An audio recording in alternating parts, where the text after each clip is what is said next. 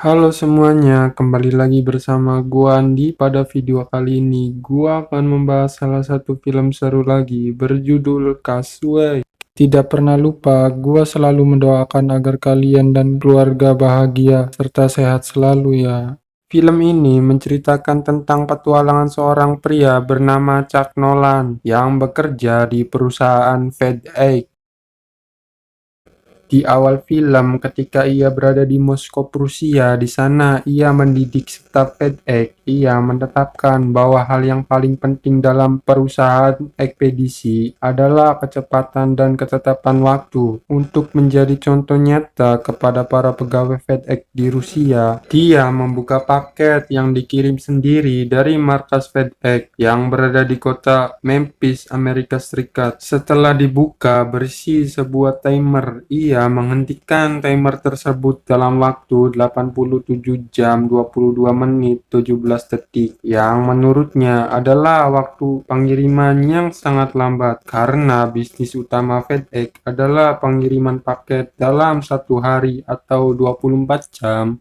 Singkat cerita, Nalon kembali ke Amerika untuk acara makan malam Natal bersama keluarga dan kekasihnya Kelly. Namun, di tengah acara makan malam yang romantis, ia mendapat pesan lewat pager bahwa ia harus pergi ke Malaysia untuk urusan pekerjaannya. Nalon kemudian pamit kepada Kelly dan berjanji kembali pada malam tahun baru, geng. Kelly kemudian mengantar Nelon ke bandara. Sebelum keluar dari mobil, mereka sempat bertukar kado Natal. Kemudian, Nalon berpamitan pada Kelly dan bergegas menuju pesawat.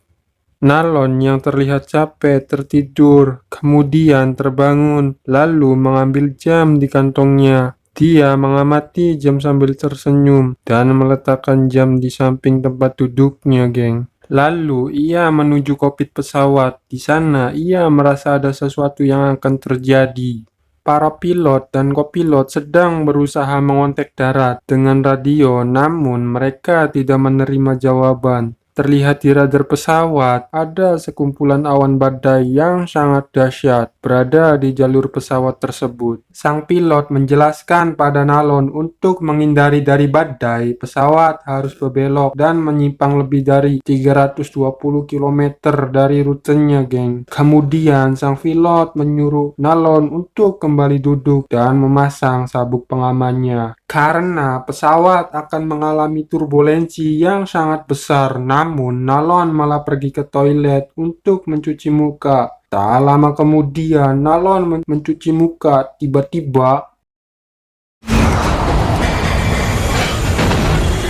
Nalon terlempar tapi berhasil duduk dan memasang masker oksigen darurat. Kawan Nalon yang juga seorang kopilot dari pesawat tersebut berkata kepadanya bahwa kemungkinan pilot akan mendaratkan pesawat tersebut di atas air.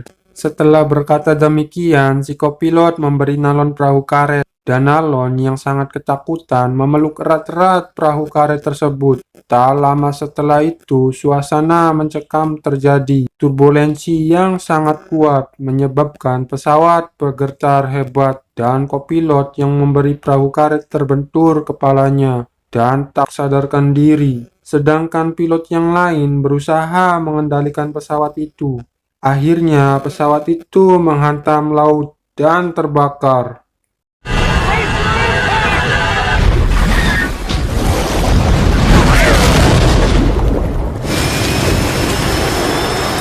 Tapi beruntungnya Nalon masih selamat dan berenang menuju perahu karet. Ia terombang-ambing di lautan ganas sambil melihat pesawat yang terbakar, lalu tak sadarkan diri.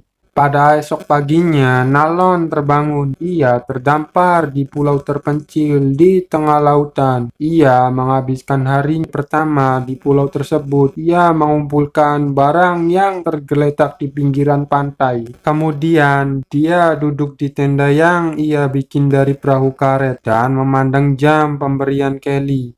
Hari berikutnya, Nalon menuliskan tulisan "Help" yang ditulisnya di pinggiran pantai dengan harapan ada pesawat yang lewat membaca tulisan itu. Tapi tak lama kemudian tulisan itu hilang karena disapu ombak. Ia pun tak kehilangan akal, lalu mengumpulkan kayu besar yang disusunnya membentuk tulisan "Help" supaya tidak lagi terhapus oleh ombak. Singkat cerita, Nalon berkeliling pulau sambil mengumpulkan kotak paket di sekitaran pantai. Ia menemukan goa di batuan pinggir pantai. Setelah mengecek kondisi sekitar goa, ia memutuskan memanjat tebing agar bisa mengamati pulau tersebut dari atas. Setelah berhasil memanjat tebing, ia bisa melihat keseluruhan pulau itu, tapi matanya tertuju ke suatu objek yang mengambang di pinggiran pantai. Ia kemudian turun dan berlari sangat cepat menuju benda itu. Setelah mendekati objek itu, wajah Nalon berubah menjadi takut bercampur sedih. Ternyata objek yang mengambang itu mayat sahabatnya.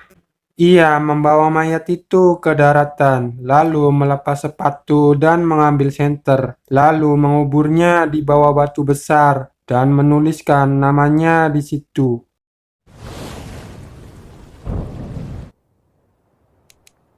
Keesokan harinya, ia bertekad untuk pergi dari pulau terpencil menggunakan perahu karet, tapi sayangnya ombak dan badai terus menghantam perahunya.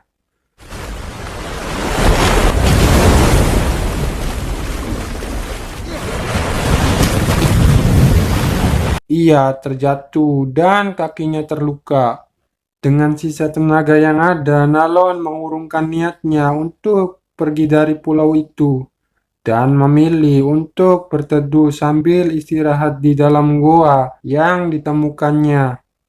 Di hari berikutnya, ia memutuskan membuka paket yang ia kumpulkan dari pinggir pantai. Isi kotak paket itu bermacam-macam, mulai dari sepatu, ice skating, hingga bola voli. Insting bertahan hidup Nalon mulai tumbuh. Ia berusaha menyalakan api dengan kayu selama seharian, tapi tak berhasil. Yang ada malah tangannya terluka dan berdarah. Ia pun marah dan menendang benda di sekitarnya, lalu melempar bola voli yang berada di sampingnya. Setelah mencuci tangan dan emosinya mereda, Nalon berniat kembali untuk menyalakan api. Namun tiba-tiba fokusnya bertuju ke bola voli yang dia lempar tadi. Ia mengambil bola yang bersimbah darah itu dan perlahan menggambar mata, hidung, dan mulut, lalu meletakkannya di sampingnya. Setelah itu, ia kembali berusaha menyalakan api dengan menggosok batang kayu ditemani teman barunya yaitu bola voli. Akhirnya, ia berhasil menyalakan api pertamanya setelah berhari-hari terdampar di pulau itu. Nalon lalu membuat api unggun yang sangat besar dan memanggang kepiting yang didapatnya dari hasil berburu. Kemudian ia curhat pada bola voli diberi nama Wilson. Ia mulai menjelaskan kepada Wilson bahwa dirinya tidak mungkin diselamatkan karena area pencarian yang terlalu luas dan ada kemungkinan para pencari mencarinya di lokasi yang salah. Mengingat sebelumnya pilot membelokkan pesawat 320 km dari rute yang seharusnya. 5 tahun berlalu, Nalon dan bola voli terdampar di pulau itu.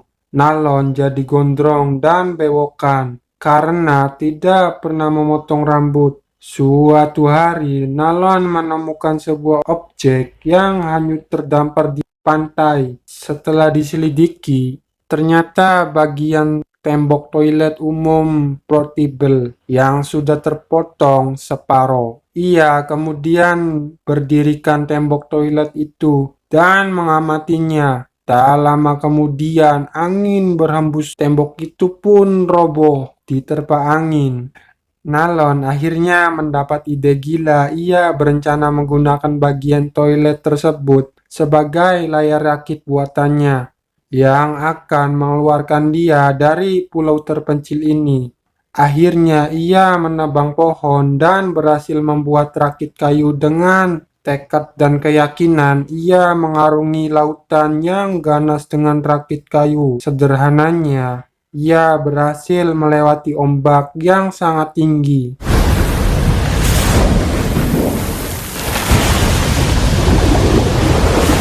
Ia pun menuju laut lepas untuk memulai petualangan barunya. Selama berhari-hari di laut lepas, ia diterpa ombak, hujan, dan badai.